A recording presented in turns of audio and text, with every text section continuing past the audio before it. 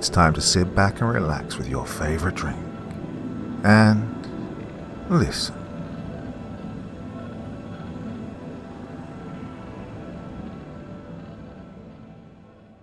This is Why You Can't Go to Antarctica by Augustus Cordoba.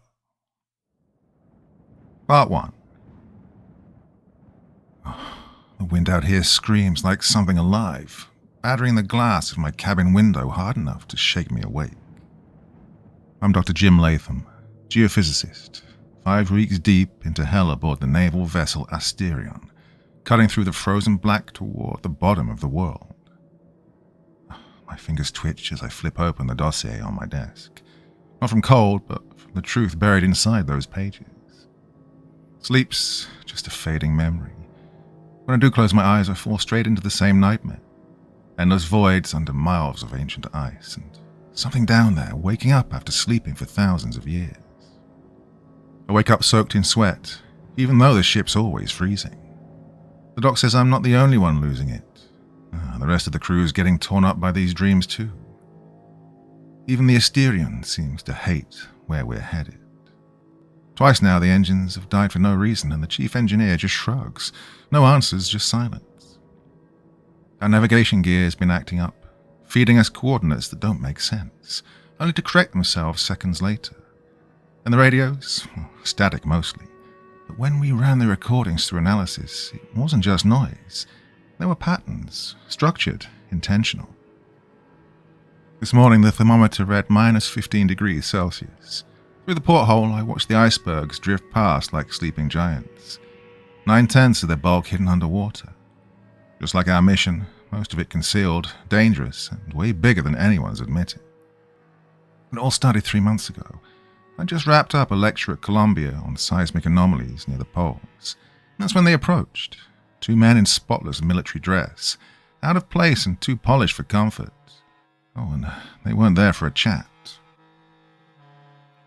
Turned out the government wanted me for a recovery operation at Outpost 13, a cold little dot on the map, built during the International Year of Geophysics back in 1966. Well, it sounded routine, but it wasn't. I remember the meeting clearly. My students had just filed out into the cool October night when the 2 men appeared. The older one, Colonel Renham, introduced himself. His face was all war and ghosts, like he'd seen things that no one survived seeing. The other guy, Major Ryder, didn't say a word, just stood there scanning the empty rows like someone expecting gunfire or monsters, maybe both. Now here I am, 5 weeks out, heading straight for whatever the hell they buried beneath the ice. Something tells me it's not staying buried much longer. Your work on deep-sea seismology is unmatched, Dr. Latham, Renham had said, his voice like gravel. He dropped a folder on my desk, thick with classification stamps and warnings. Especially your theories on anomalous seismic echoes beneath the glaciers. I'd written those papers 3 years ago and got crucified for it. I'd suggested something massive was buried under the Antarctic ice, warping seismic signals in ways nobody wanted to talk about. The academic world laughed it off, called it faulty gear, bad readings, fantasy. My name became a cautionary tale, so I pivoted to safer topics and kept my head down. You actually read those blacklisted papers? I asked, letting the bitterness bleed through. An impressive background check. Renham didn't flinch, though, didn't smile. They weren't discredited everywhere, Doctor. In certain channels, your conclusions line up exactly with data that we've kept under lock and key from Outpost 13. And then, he dropped the bomb. Every last person stationed there, scientists, military, all of them vanished. February 17th, 1968. Gone without a trace. He slid a set of photos across the desk with the kind of detachment that only comes from seeing far worse. I flipped through them. 47 people, erased. No wreckage, no distress calls, nothing. At first, I laughed. Storms, equipment failure, maybe a radio blackout. I rattled off the usual list of disasters. Renham didn't blink. Then he handed me the audio logs. Final transmissions, the kind of thing that doesn't fit any known category of explanation. Something in those recordings twisted my stomach in a way I couldn't shake. Well, the photos told their own story. Aerial shots of Outpost 13, before and after. No damage, no signs of struggle. Everything looked untouched. Personal gear still outside the huts. Snowmobiles lined up, undisturbed. A weather balloon half-launched, frozen in time, still tethered to its cradle. Like someone had hit pause on reality. This makes zero sense, I muttered, narrowing my eyes at the grainy images. There's nowhere to run out here. Nowhere to disappear to. Exactly why we need you, Renham said, his voice flat. The last photo was a printout of seismic readings. Standard setup, nothing fancy. Recorded 3 days before the disappearance. I leaned in. The signal was textbook ice sheet movement. Quiet, clean, nothing strange. At least that's what it looked like at first. And this, Renham said, his voice low and flat, was recorded 12 hours before all contact went dark. The second seismograph reading hit me like a punch to the gut. I sat bolt upright, eyes locked on the page. The pattern was unmistakable, deep, rhythmic resonance. It's like the ice was humming, I said, unable to mask the awe in my voice. Vibrating at a steady frequency, but that's impossible under known glacial behavior. Well, he finished the thought for me. Well, exactly why we've been dissecting this for 18 months, came a new voice. Major Ryder speaking for the first time. It surprised me how soft it was. Signal repeats. Builds. Louder each time. And then, gone. Renham reached into his briefcase and pulled out a small tape recorder, the kind intelligence guys used to carry during Cold War drop meetings. This is the last transmission we got from Dr. Victor Meldrew, he said, lead scientist at Outpost 13. Time stamped at 3:26 a.m., February 17th, 1968. 1 minute later, radio silence. Forever. Then he hit play. The hiss of static filled the room. Then a voice, educated but cracking at the edges, panic rising like a tide. Command, this is Meldrew. The drilling. We've broken through to something. The signals were right. There's a chamber or structure beneath the ice. The ice around the drill site, it's not behaving normally. Henderson touched it and he changed. Something happened to him. And it's spreading. First their minds, then physical changes. We need immediate advice on containment. Biological... The tape jumped, warped by a burst of interference. Then Meldrew came back, but his voice was different now. Calm, flat, unnervingly serene. Disregard previous transmission. We understand now. It's not dead, just asleep. God help us. It's waking up beneath the ice. Then click. End of tape. I stared at the recorder like it might come back to life, and finally I asked, that's it? That's all, Renham said. No more messages. We sent a recovery team a week later. What they found matches those aerial photos exactly. Base intact, power on, gear still in place. But not a soul in sight. No bodies, no signs of violence. 47 people, gone. Now, as the Asterion slices through the cold belly of the Southern Ocean, those words won't stop echoing in my skull. That voice, that final broadcast. It's not dead, just dormant. God help us. It's waking up beneath the ice. I devoured every classified scrap I could get my hands on before we shipped out. Outpost 13 had been built under the guise of the International Geophysical Year as a celebration, supposedly to study ice formations and climate. Officially, the team consisted of 32 scientists and 15 military personnel. But what military presence? Way too heavy for a civilian science station. Something about it stank from the very start. The science team was a mixed bag, Glaciologists, geologists, biologists, meteorologists, and, strangely, radiologists and neurophysicists. That last part stuck with me. You don't bring brain doctors and radiation experts to measure snowfall. The classified files I got access to, once my clearance came through, mentioned a seismic anomaly picked up by satellite in 1966.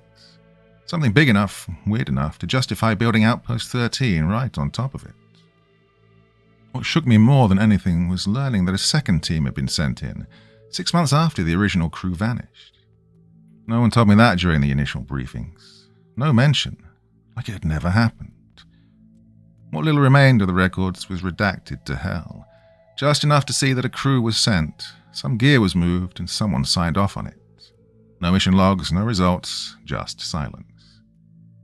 Now we've got Colonel Robert Reagan in charge of this run. Decorated war hero, specialist in cold weather ops. Looks good on paper, but the man can't stop scanning the horizon like he's about to reach out and grab him. That paranoia? Oh, infectious. The crew feels it too. Whispers, glances, everyone on edge. I first clocked Reagan's strange behavior during our first mission briefing aboard the Asterion. While going over approach routes to the site, his hand kept drifting to his left forearm, gripping it hard through the sleeve like something beneath the skin hurt him, or was moving. Well, since then, I've caught him taking pills from an unmarked bottle, always at the same time each day. He locks himself inside the comms room for private transmissions on a secure line. No one knows who's on the other end. But what really gives it away, what makes my skin crawl, is how he reacts when someone brings up the missing scientists. He keeps the military poker face, but I've seen the flicker, the flash of raw fear. Not the kind you fake. Not from a man who's bled through war. 3 days into the voyage, I asked him point blank, "What exactly are we looking for, Colonel, besides the ghosts of missing personnel?" He stared me down, then gave a rehearsed response. "Our primary objective is to recover any surviving expedition members. Secondary, secure all research and equipment left behind." "And if we find nothing?" I pressed. He looked out at the sea like it might answer for him, and then finally said, "Then we find out what happened. Make sure it doesn't happen again by any means necessary." Well, the way he said those last 4 words, "by any means necessary," left no room for interpretation. This wasn't just a rescue op. We were authorized to burn it all to the ground if we had to. Dr. Elaine Anderson came aboard from Woods Hole. Knows Antarctica better than most. Veteran of past expeditions. Smart, sharp, keeps it to herself. When I asked her about her last stint on the ice, she deflected, a bit too smoothly. Changed the subject like she'd practiced it in front of a mirror. That told me more than any answer ever could. I'd done my homework on Dr. Anderson long before we left port. Her published work on ice core analysis and reconstructing ancient climate data was sharp, brilliant even. She knew the geology of Antarctica like it was etched into her bones. But there was a hole in her record. A clean 2-year blackout from early 66 to late 67. No papers, no lectures, nothing. The exact window right after the Outpost 13 incident. Through some favors at Columbia, I pulled her personnel file. Redacted, but not enough. She'd been assigned to a classified polar initiative during those missing years.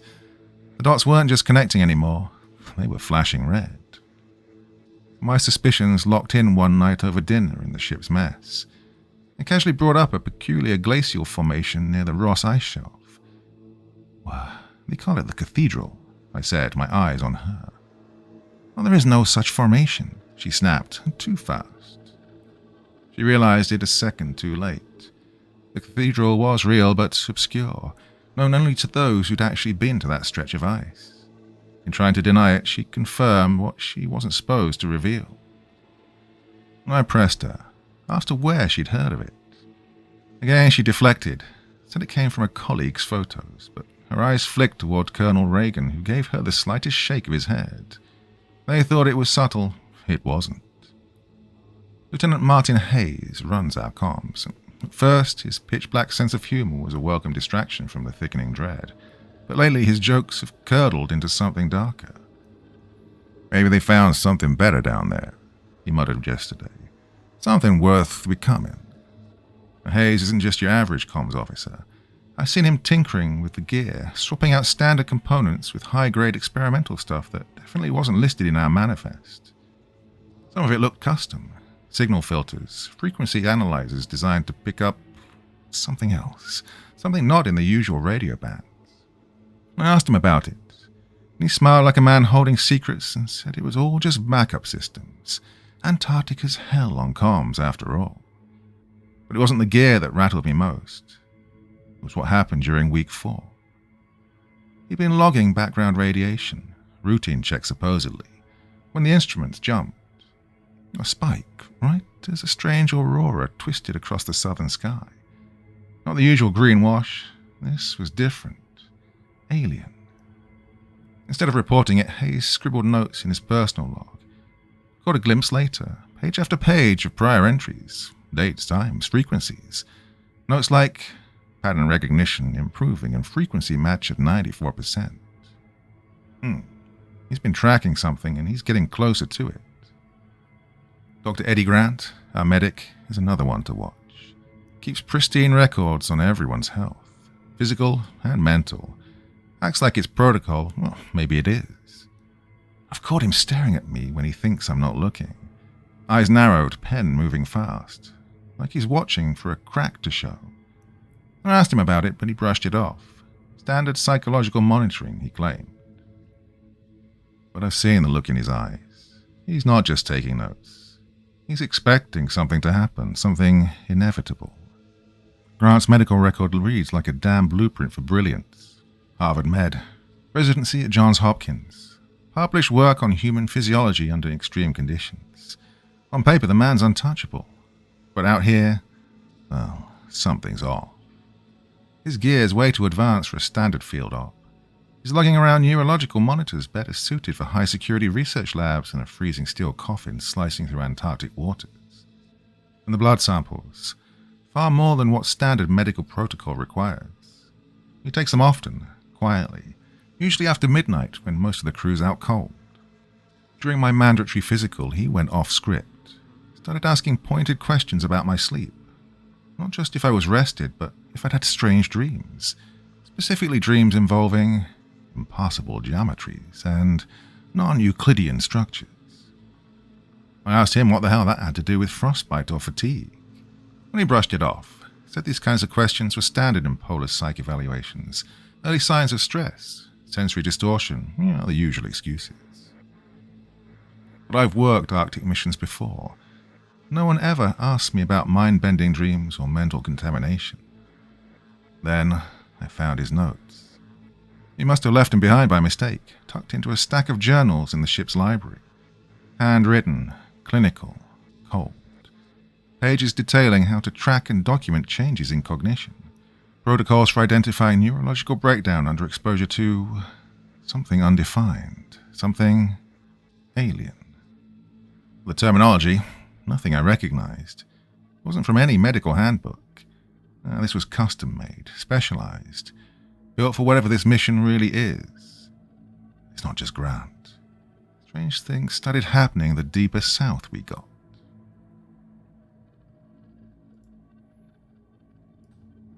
Part 2.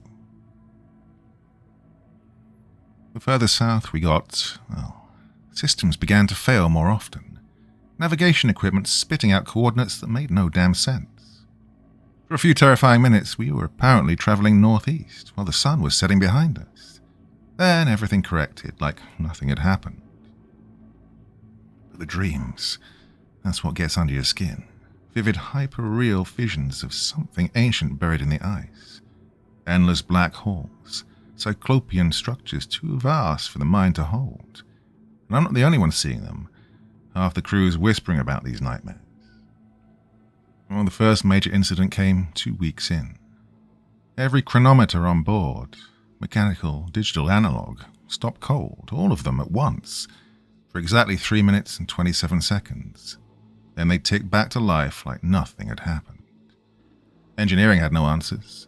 Said mechanical clocks don't care about power surges, which means something else had stopped them. 3 days later, it got worse. The comms array picked up a powerful signal originating straight out of Antarctica. Problem was, we were still too far north to be within range of any southern stations. Hayes ran the analysis, said it wasn't a message, no voice, no data, just rhythmic pulses, a pattern that didn't match any known broadcast format. But I heard him talking to Colonel Reagan later, quietly and grim. "The pulse," he said, "matches the one from February 16th exactly." And the worst of it started in the galley. Someone had left a glass of water on the table, nothing unusual, until the surface started to ripple. Not randomly. These were precise geometric patterns, clean, repeating, like something was communicating through the liquid. Well, we ran tests using lab gear. The frequency matched Hayes' mystery exactly, down to the decimal, and it lasted exactly 3 minutes and 27 seconds, same duration as the earlier anomalies. Not long after, the ship's compass began to act up. Past the 60th parallel south, the needle started twitching. Not random interference, but controlled, almost deliberate movements. It wasn't pointing north anymore. It was pulsing in a sequence, like code. The deeper south we pushed, the more intense the oscillations became. Hayes kept digging into the final transmissions from Outpost 13, managed to reconstruct more fragments. The voices were broken, full of static, but some of the phrases still cut through. "The ice speaks. Not alone down here. It's changing us. Please understand, we had no choice." Then things got worse, like the ship itself had started reacting to Hayes' progress. Electrical systems surged and died in perfect sync with the signal's pulse. Hallway lights would flicker in time with it, as if the Asterion was breathing. In certain parts of the ship, the temperature plummeted, sub-zero readings, even though the heating systems were fully operational. Crew members started reporting voices, whispering from dark corridors, always just out of range, never clear, never close, but unmistakably there. And then came the water. Routine lab tests flagged it first. Microscopic crystalline structures forming in the drinking supply. Impossible geometry. Fragile shapes that dissolved when touched, only to reform again in perfect order when left alone. Grant ran deeper tests. The same structures showed up in blood samples from crew who'd been drinking the contaminated water. Worse still, they weren't random. The crystals were aligning along nerve pathways, like they were reading the body, learning it.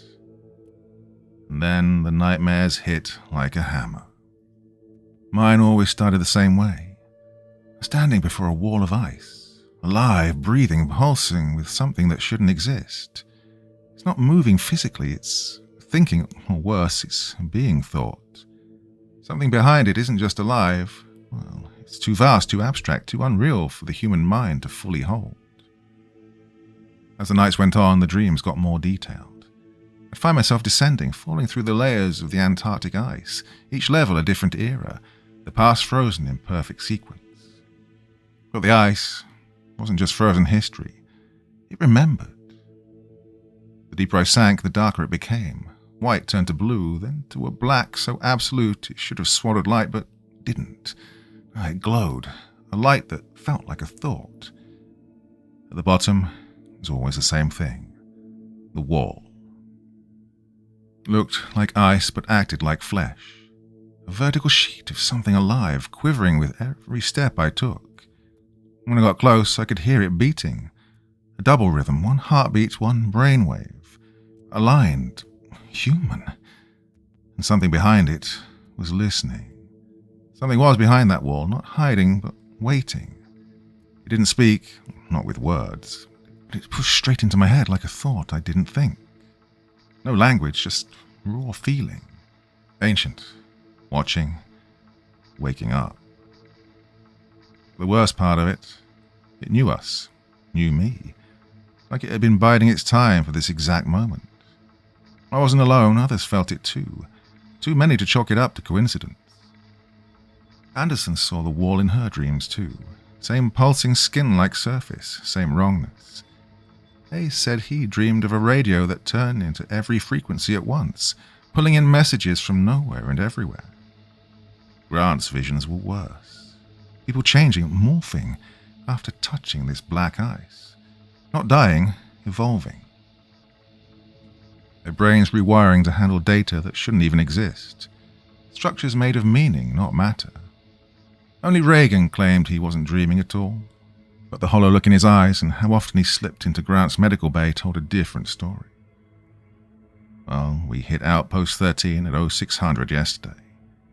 Antarctic summer sun lit the whole damn horizon. The place looked untouched, quiet, still, like a photograph. The American flag still fluttered stiffly on its pole, frozen mid-motion like the wind had simply quit. Getting there had been a nightmare. Not just bad weather. The ship's system said we were on top of the outpost coordinates twice, even though we were clearly offshore. Icebergs blinked in and out of the radar feed, massive flows vanishing like mirages, then reappearing miles away. It felt like the map was shifting under us, trying to throw us off. And then came the whales. A pod of orcas surfaced without warning, circling the Asterion in tight, perfect shapes. Not feeding, not curious, like they were following a code. Spirals, triangles, complex symbols I didn't recognize. When Hayes tried to record their calls, the sound equipment glitched, registering frequencies too high for whales, too structured to be random. Well, the birds were just as wrong.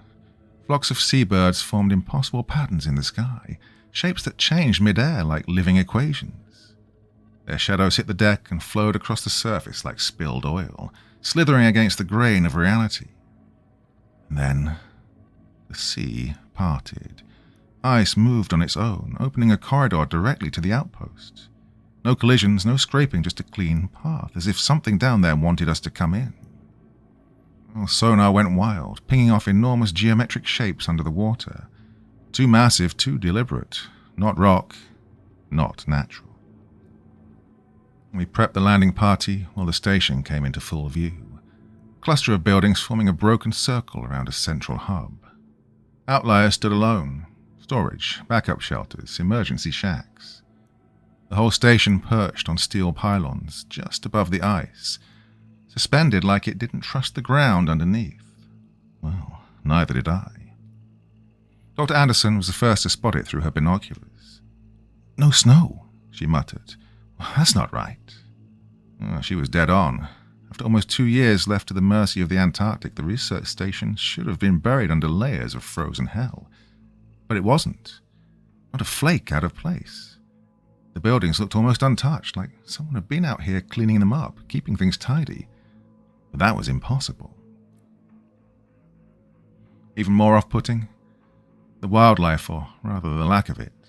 In a place like this, structures usually drew in penguins and other desperate animals looking for shelter. But Outpost 13 was a ghost.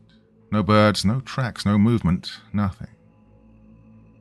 As we closed in on the shore, the instruments started going haywire. Compasses spun like tops. Thermometers gave readings that made zero sense, dropping, spiking, then dropping again. The radio to the Asterion turned to garbage, breaking up into static that, when we ran it through analysis later, matched those same pulsing signals we'd been tracking since we passed the 60th parallel. Then came the optical distortions, subtle at first, a shimmer like heat waves where there shouldn't be any. The closer we got, the worse it became. The station didn't look like it belonged here. It flickered, shifted, out of sync with the ice and sky around it, like it was bleeding into this world from somewhere else. And then, the silence. Real silence. The kind that doesn't just happen. Antarctica always makes a noise. Wind moaning across ice, creaks and groans from shifting sheets, the occasional cry of a bird, but here? It was like sound itself had been sucked out of the air, like the world was holding its breath. Colonel Reagan ran the landing with military coldness. Everyone was armed, even though the official report said no signs of violence. Still, something had spooked him. The front door to the station hung slightly open, a lazy drift of snow curling in. Somewhere deep inside, a generator still hummed, running after all this time. Inside, it felt like we'd stepped into a frozen snapshot of someone's last day. Plates with half-eaten food sat on the tables in the mess hall, iced over. Coffee cups still held frozen black sludge. In the sleeping quarters, belongings were left out neatly, like the owners had just gone to the bathroom and never came back. In the rec room, a vinyl record was on the player, the needle floating just above it, never quite touching. And then there were the clocks. Every single one, digital, electric, wind-up, mechanical. They'd all stopped. Same time, 3:27 a.m., February 17th, 1968. No logical reason, no power surge could kill a wind-up. Whatever happened here, it had hit all at once, and it broke time. Inside the comm center, the main chronometer, a rugged precision-built machine built to survive Antarctica's worst, it had frozen dead. Its second hand stood locked at exactly 12 o'clock straight up. Same thing in the mess hall. Wall clock, second hand, same position. It wasn't just those. Every single timepiece throughout the base. Labs, bunks, storage. They showed 3:27 a.m. Second hands all aligned like they'd been given the same silent command. Dr. Grant tried to restart one of the wind-up watches we'd found. Everything inside was fine. No rust, no broken parts. The gears turned smoothly. But the second he let go of the winding crown, the second hand snapped to vertical and stopped cold. He tried again. Same result. Over and over. Like the clocks knew exactly where to stop. And then it got weirder. We found a digital clock in the backup generator shed. Red LED display, glowing faint in the dark. Time, 3:27. Date, February 17th, 1968. That kind of tech didn't exist back then. Shouldn't have been anywhere near this base. Grant pulled it apart. Its internal stamped with manufacturing dates from 1977. 9 years too late. This doesn't make sense, Grant muttered, turning the circuit board in his hands. This thing wasn't even invented when the base went dark. And even if it was, who the hell installed it in a place no one's been to in almost a decade? Colonel Reagan didn't miss a beat, though. His reply hit like a brick.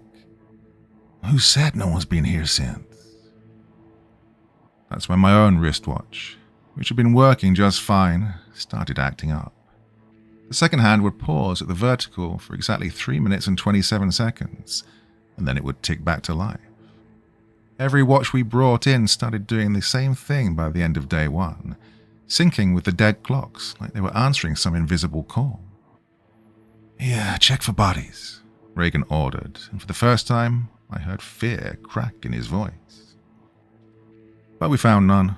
No corpses, no blood, no signs of a fight, no hurried escape, just nothing.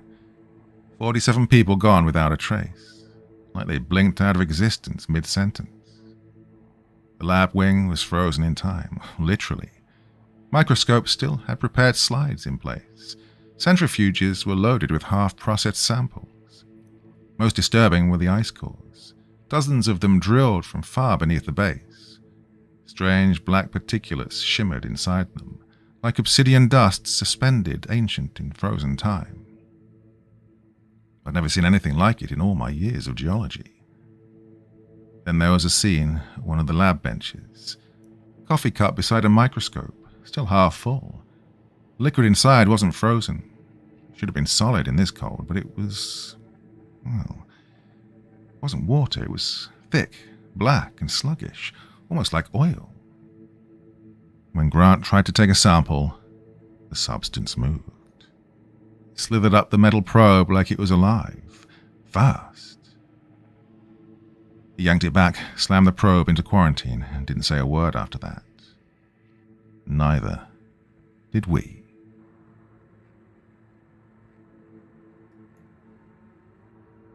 Part 3.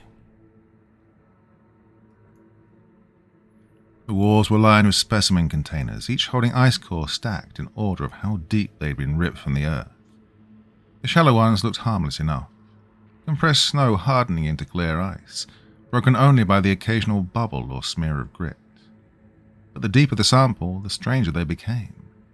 The ice shifted from pure white to glacier blue, and then into a black so deep it didn't reflect light, it swallowed it. The deepest cores were laced with strange black particles, each one geometrically flawless. Cubes, perfect spheres, complex shapes with razor-clean edges, all arranged like they'd been built, not born. Under the scope, they looked too precise to be natural.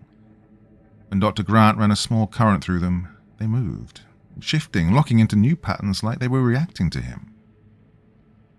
One storage unit was worse. It held biological samples that didn't belong in any map of Antarctic life. Tissues labeled as native fauna looked like nothing that ever walked, swum, or crawled. Under the microscope, the celled structures were impossibly complex, packed with organelle-like shapes that Grant muttered were engineered, not evolved. Dr. Anderson went pale as she flipped through the old research logs. "They were drilling deeper than they were supposed to," she whispered. "How deep?" Hayes asked, leaning over her shoulder. 2 miles, she said. Then they hit something. The ice stopped acting like ice. What does that mean? It means it behaved like something alive. The logs told their own story, one that slid into madness. The early entries were meticulous, measurements, diagrams, repeatable experiments. But as the pages went on, the tone shifted. Notes became tangled with speculation, strange philosophical ramblings, and symbols scrawled between words.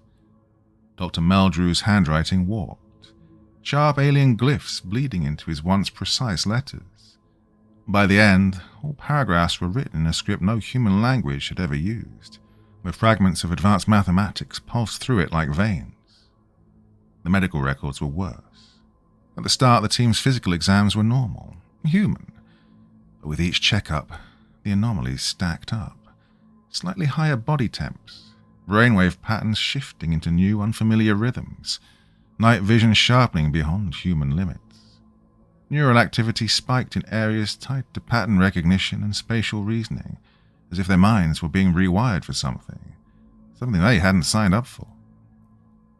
When the last medical record, dated February 16th, 1968, was stripped to a single chilling sentence.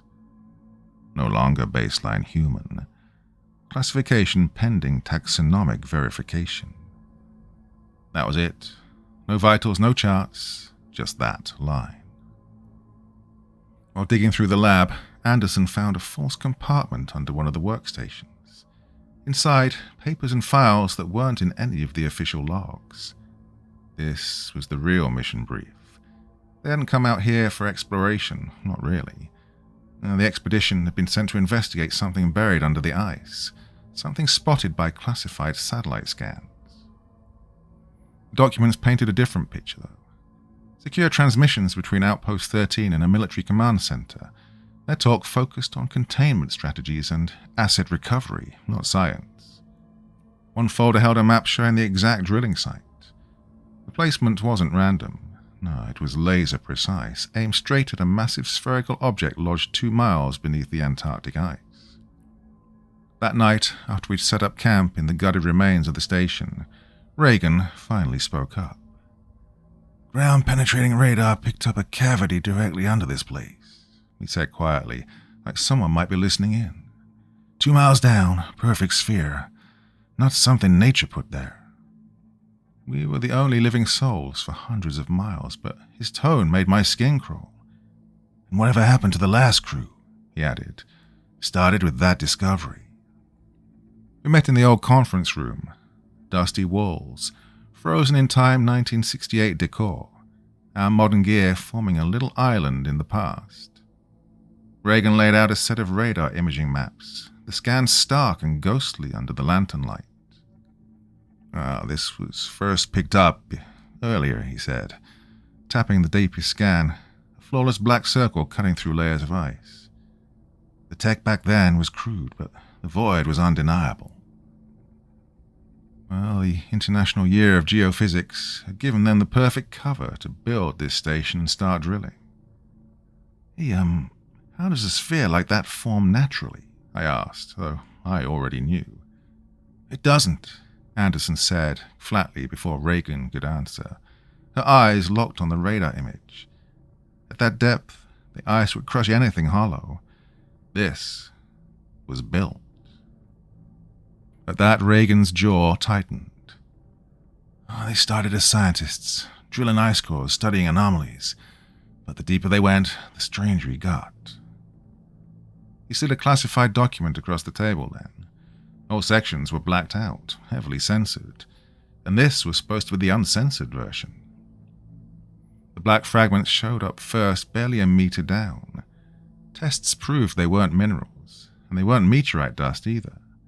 They were built, manufactured, with a kind of inner complexity you could only see under an electron microscope. Grant stared at those magnified images for a long time, her jaw tight. These aren't just shapes, they're machines. Tiny machines with circuits, but nothing like I've ever seen. Correct, Reagan said flatly. Our working theory? These pieces are just parts, components from something bigger. Something that broke apart and scattered through the ice. Could be ancient tech or, He stopped, as if the next words might change the air in the room. A distributed intelligence system. Well, the thought sat between us, heavy as lead. As they kept drilling, Reagan went on, things started to happen to the crew. Their brains lit up. Sharper pattern recognition. Faster learning. They started having dreams, too. Dreams loaded with knowledge they shouldn't have been able to imagine. The theory was that the fragments were some kind of data storage units, and just being near them was enough to bleed that information straight into the human nervous system. Hayes had been silent until that point, and they kept drilling. They sped up, Reagan said, his voice low and bitter. The military saw weapons potential. Scientists saw the greatest find in human history. No one stopped to think maybe they were being pushed to keep going. Pushed by what? I asked. Reagan's hand twitched to his forearm, gripping it through his sleeve. By whatever's inside that sphere. The next morning we found the drill shaft. The massive auger was idle, looming like a monument over a hole too perfect to be natural. Flawless circle falling into pure black. Beside it, an improvised elevator waited, the kind you send people and gear into the dark with when you know it's not safe. We have to go down there, I said before I'd even realized it. Reagan looked at me for a long time. My orders are to locate and recover any personnel or essential research, he said slowly, not to repeat their mistakes. Anderson stepped in, voice sharp. Without going down, we'll never know what happened to them. We're scientists, Colonel. We came for answers. The argument dragged on until Reagan caved, well, sort of. A controlled descent. Nobody alone. Lines open at all times. Any weird effects, mental or physical, reported the moment they happened. We all agreed, but none of us believed we'd be coming back the same. Dr. Grant wouldn't let anyone near the shaft until he'd run his tests. Full vitals, neural scans, the works. He leaned in close while the others busied themselves with gear, his voice pitched low so only I could hear. Your visual cortex is firing in patterns I've never seen before, he said, flipping the readout toward me. Same kind of anomalies we documented in the first team, before they vanished. A chill slid through me. So, what the hell does that mean? Grant's jaw tightened. I don't know, but it's in all of us. Whatever got to them, it's starting on us too. We went down at noon. Reagan insisted on taking point. Hayes and 2 soldiers at his back. Anderson, Grant, and I stayed topside, glued to the comms. The mission was bare bones. Quick survey, no samples, no extended gawking. The elevator was just a steel cage bolted to a thick cable, the kind of thing that looked one bad world away from killing you. Groaned under its own weight as they loaded in. Hayes wired a video feed to our station, but he wasn't optimistic. Past a mile, you're lucky if you get a picture that isn't snowblind static, he muttered, checking the lens. The last transmissions from the first team were 90% noise. Comms check? Good. Cameras? Good enough. So Reagan gave a sharp nod, and the winch kicked in. The cage sank into the black mouth of the shaft, swallowed by the ice. Half an hour in, it was quiet, smooth. The feed showed nothing but slick blue walls of ice, the occasional rusted scrap from the old drilling rigs frozen in place like bones in a glacier. Reagan's voice came through clean, calm, and on schedule. Then, right at the mile mark, it started. The screen jittered with bursts of static. The radio picked up that low, rhythmic pulse we'd heard before, a sound that seemed to crawl along the spine. We've hit the first particle zone, Reagan reported, tone still clipped and military. Hayes is taking readings. The camera cleared for a moment, long enough for us to see them. Black clusters embedded in the ice. But they weren't dead. No, they shifted when the cage's light swept over them, flowing into new shapes, as if taking inventory of what was passing by. They're key to direction, Hayes said over the comm, voice tight. Tracking us, and I think they're scanning. 1.5 miles, the cage jolted, then stopped dead.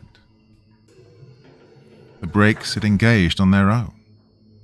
No fault, Reagan said after a pause. System's fine, it just stopped. Anderson glanced at the depth gauge and went pale. It's the same level, she whispered. The exact same depth where the first team reported their big find. She stabbed a finger at the monitor then. Look at this. The video feed cut through the static, revealing a single boot locked in ice. Empty. Frozen mid-step against the vertical wall, like its owner had been walking sideways and suddenly been swallowed whole. The ice had claimed it. Claimed them without mercy. But the boot wasn't the worst of it. The ice around it wasn't normal. No clean blue, no opaque white. It was alive. Thin, fluid streams rippled inside it, shifting like currents under a frozen lake. Yet the wall itself held firm, unbroken. Are you seeing this? Reagan's voice cracked, his soldier's ed bleeding into unease. Yeah, we see it, I answered, my eyes locked on the feed. The ice, it's moving, but it's solid. It's not just moving, Hayes said, his voice low and careful. It's reacting. Look, watch. The camera locked onto a patch of strange ice. Hayes extended a gloved hand toward it, close but not touching. The currents inside shifted instantly, spiraling and coiling to mirror his every motion.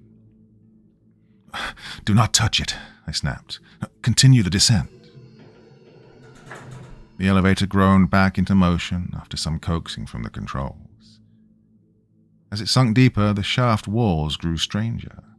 More of that flowing ice, now swallowing relics of the old expedition. Tools, sample cases, a lone glove, a flashlight, all half consumed, suspended in the shifting frost like trapped insects in amber. Roughly 1.75 miles down, the feed fractured into snow and blur, clearing only for single frames. Radio chatter broke apart in jagged bursts. Structure change. More from temperature rising. Dr. Anderson's voice cut in, disbelief sharp in her tone.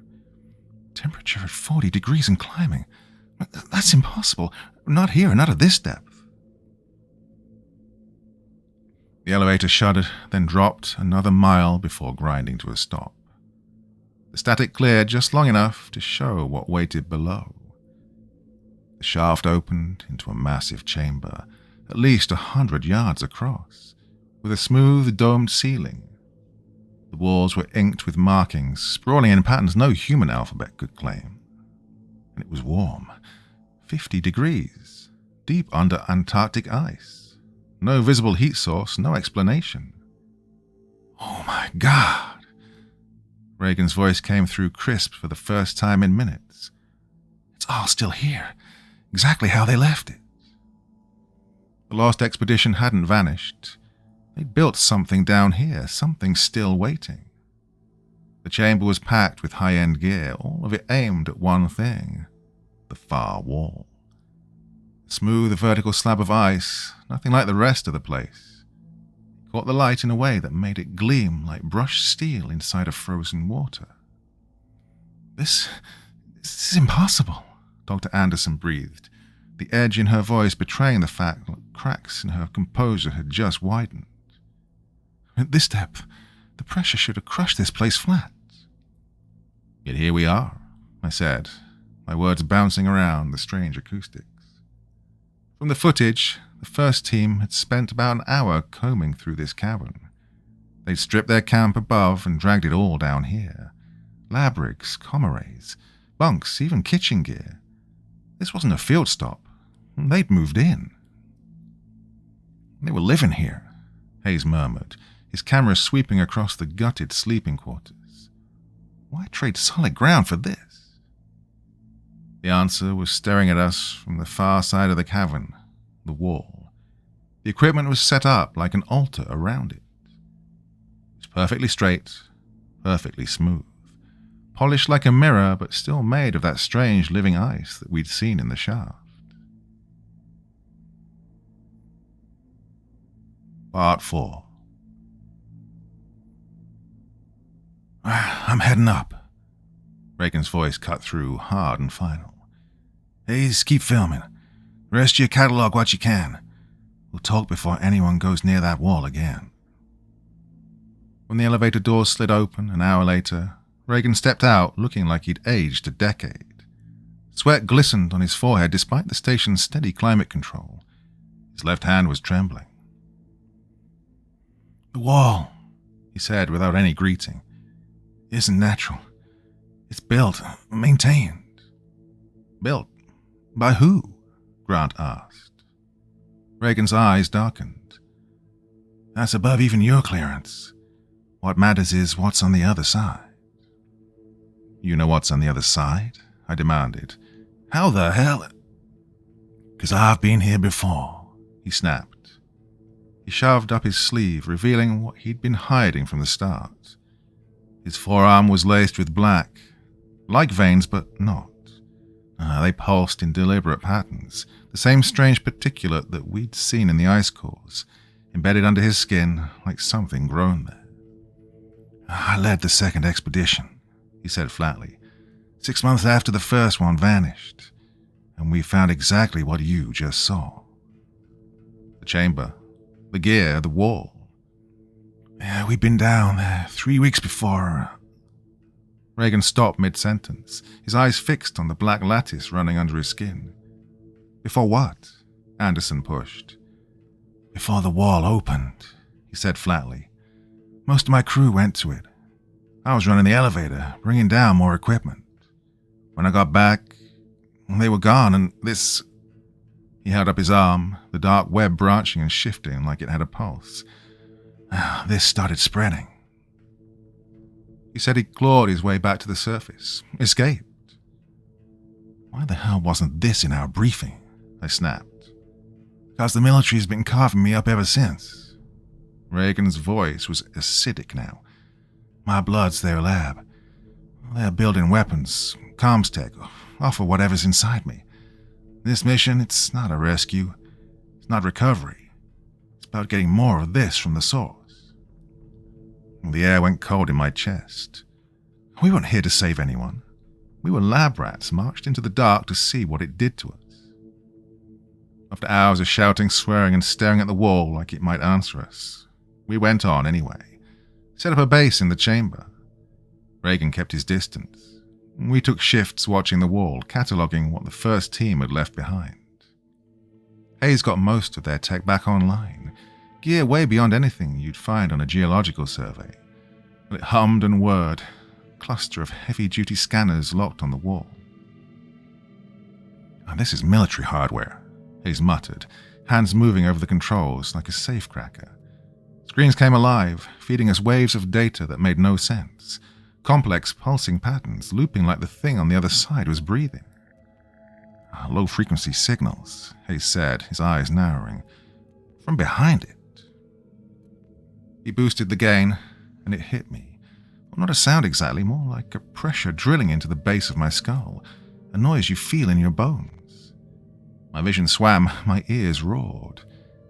The pattern shifted on the display, and I knew it before Grant even said it. Brainwaves, but not ours, not anything human. The complexity was staggering, like comparing a child's scribbles to a cathedral. Then I saw it. Hidden in the noise were markers, timestamps written in the bones of the Earth itself. Extinction pulses, quakes, magnetic flips, all etched into the same signature. This thing, I said, barely above a whisper, it's been here longer than us, longer than anything, just waiting. Colonel Reagan's skin had gone ashen. We leave. Now. We can't just walk away, Dr. Anderson shot back. This could be the greatest scientific find in human history. This is exactly why the first team vanished, Reagan snarled. They stayed too long. They listened too long. We ignored the warning, and over the next 3 days we built a research perimeter inside the chamber, rotating shifts to keep watch and run tests. The strangeness hit fast, and time began to warp. People starting a task only to blink and find hours gone, like the minutes had been stolen. Others caught warped reflections in the gleam of ice. Not their own faces, but twisted versions, older, younger, just, wrong. Temperatures bucked between suffocating tropical heat and killing cold, yet the structure never cracked, never even groaned. The voices came next. At first whispers so faint you could mistake them for the blood in your ears, an alien tongue bleeding out from the ice. By the third day, everyone admitted hearing them. They were calling from beyond the wall, speaking in a language none of us knew, but all of us understood. That's when Dr. Grant's routine medical checks turned ugly. He found something inside us. Microscopic organisms, nothing like anything in the medical records. When we brought up reporting it, Reagan shut us down with a violence in his voice that made the room go still. They already know, he said, his eyes dead. They're counting on it. The wall itself was changing. The flowing ice patterns began knitting themselves into shapes. Veins, nerves, lungs, like a body building itself behind glass. Even worse, it reacted to us. If someone approached with a scanner, the surface would reshape to mimic the machine's guts. Test blood nearby and the wall would bloom into massive cell-like structures. Still learning. It was evolving, getting ready for something. The tension eventually boiled over. Hayes accused Reagan of holding back critical intel. Anderson, she was slipping into obsession, spending hours locked in a trance before the wall, palms pressed flat against it, whispering to herself, ignoring every protocol we had left. Dr. Grant started pulling blood samples more and more, his need to know drowning out the fear in his eyes. On the 5th day in the chamber, I found it. An old leather-bound journal crammed behind a stack of dusty equipment. The name inside stopped me cold. Dr. Victor Meldrew, lead scientist of the first expedition. And the pages told us what we'd already started to suspect. The military had picked up signs of something ancient stirring under the Antarctic ice. The so-called research station from the International Year of Geophysics, well, it was a smokescreen. Their real mission was to find it and, if necessary, lock it away. Meldrew's writing unraveled toward the end, each entry more fractured than the last. February 15th, 1968. The entity speaks through the rewiring of our neural paths. Not invasion, evolution. It offers something beyond human limits. Some have already accepted. February 16th, 1968. They're changing. I can hear their thoughts now, broken pieces of them bleeding into mine. They see the truth. It must spread. Danger coming from beyond demands preparation. Earth will need guardians who can see more, know more. February 17th, 1968. We will become the message. Integration begins at 0327. The unwilling will be given more time. The ice preserves all. When I shoved the journal into Reagan's hands, his mask finally cracked. He told us the truth. He wasn't there to save anyone, never was. He was here to decide if the place needed to be wiped from the map. Then he rolled up his sleeve, and the black veins were crawling under his skin, pulsing more than ever. "Yep, I told you I'd been here before," he said. "Second team 6 months after Meldrew vanished. We were infected in days, just like now. Yeah, I got out, but the changes came with me. Military's been keeping me alive, using my blood to build weapons. This is not a rescue, it's a harvest." Well, the room finally split right down the middle. Hayes fell in with Reagan immediately. Soldier's loyalty, no questions asked. Anderson's eyes burned as she fought for the opposite, insisting this wasn't a threat but a door to the next stage of human evolution. Grant hung in the middle, torn between medical morality and the law of discovery. And me? I was stuck between them all, trying to hold the line while feeling the pull of the wall like a tide in my skull. Whatever was behind it, it was calling. My sleep stopped feeling like sleep. No more nightmares. Now it was something else entirely. Visions, raw and blinding, flesh and metal, nerve and circuit, fused into forms humanity had never dreamed of. Knowledge older than our species crammed into symbols my brain could barely process. The black particles? Well, we'd been wrong about them. They weren't just alien microbes locked in ice. They were microscopic vaults, non-human tech coded to rewire their hosts cell by cell, turning them into living receivers for whatever was hiding behind that frozen wall. That night, while the rest of the team drifted into uneasy dreams, I stayed in the makeshift lab with the ice cores from the first expedition. Under the microscope, the particles shifted when I leaned close, responding to my bioelectric field, building intricate patterns that didn't speak in images or words, but pushed meaning straight into my thoughts. They showed me memories, but they weren't mine. They belonged to the missing scientists. Their fate hadn't been the nightmare we'd imagined. No screaming, no tearing apart, just expansion. Their minds dissolved into a collective vastness that had been watching Earth since before the Earth was there to watch. The wall wasn't holding a monster. It was sheltering something fragile, waiting for the right moment to emerge. When I went back to the chamber, everything had changed. The ice walls were alive, geometry and light flowing beneath the surface like blood through veins of crystal. And Dr. Anderson stood in front of it, her hands pressed flat, the ice rippling under her touch like it was breathing. "It's showing me," she murmured, not turning. "The threat, out deep in space, something that wipes out civilizations when they cross a certain line. It happened to them and they escaped here. And this is a guardian, preparing us." Reagan stepped in, his face like stone, heavy demolition charges hanging from one arm. "Step away from the wall, Anderson. We're leaving. This place goes under for good."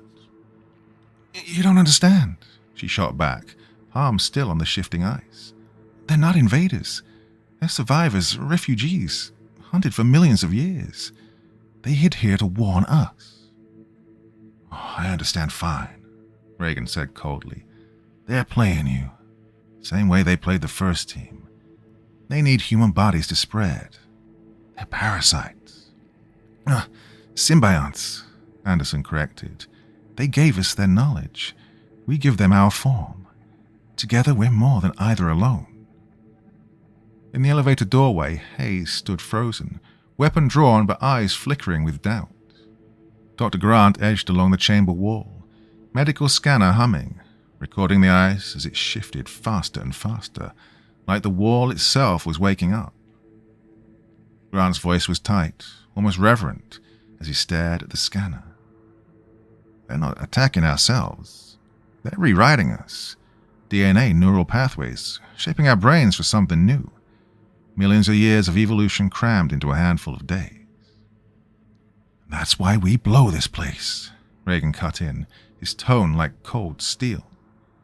"We decide our own evolution, not some alien ghost hiding under the ice." That single sentence cracked what was left of our group's unity. Hayes snapped to Reagan's side, soldier instincts drowning out any curiosity. Grant hung back, his eyes flicking between fear and the impossible medical breakthrough hanging in the air. I stepped closer to Reagan, keeping my voice low. Your arm, Colonel. It's already happening, isn't it? It's been creeping through you for years. That's why the military keeps you under a microscope. That's why you choked down those pills. He didn't try to deny any of it. It can be managed, he said. Contained. But if we let this thing wake up, there's no going back. Before anyone could answer, the chamber began to shift violently. The ice pulsed faster, heat rolling in waves. The voices behind the wall rose in a chorus. Not words, but meaning jammed straight into our heads. Reagan moved for the charges, but I lunged, slamming into him before I could even think, and the explosives clattered across the floor. Hayes tried to pin Anderson, but she fought like something inhuman, her eyes glowing with the same shifting patterns inside the ice. They're still here, she shouted between gasps. The first team, they never died. They joined the signal. They understood. A bone-deep crack ripped through the chamber. The wall split, fractures spiderwebbing through the ice, and the opening poured light, thick, swirling, and alive. It wasn't solid, it wasn't liquid, it wasn't anything we had a word for. Run! Reagan roared, slamming his thumb on the detonator's activation. Survival finally beat out curiosity, and we bolted for the elevator. Well, everyone but Anderson, who walked toward the breach with her arms wide open, like she was greeting God. The fissures spread fast, crawling across the walls and ceiling until the entire chamber was webbed with glowing cracks as we entered the elevator.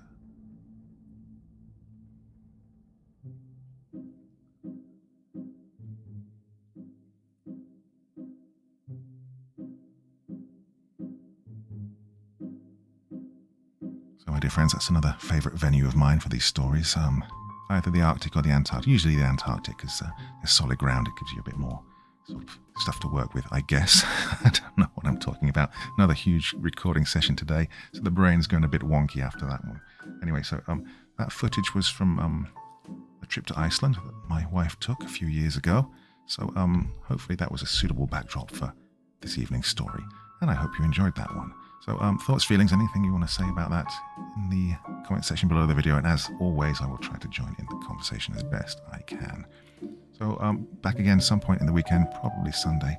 It's actually my birthday this weekend. Shh, don't tell anyone. I'm trying to keep it a secret. I just keep getting older every year. It's horrible. Well, that's it for the evening. Well, till the next time, sleep well.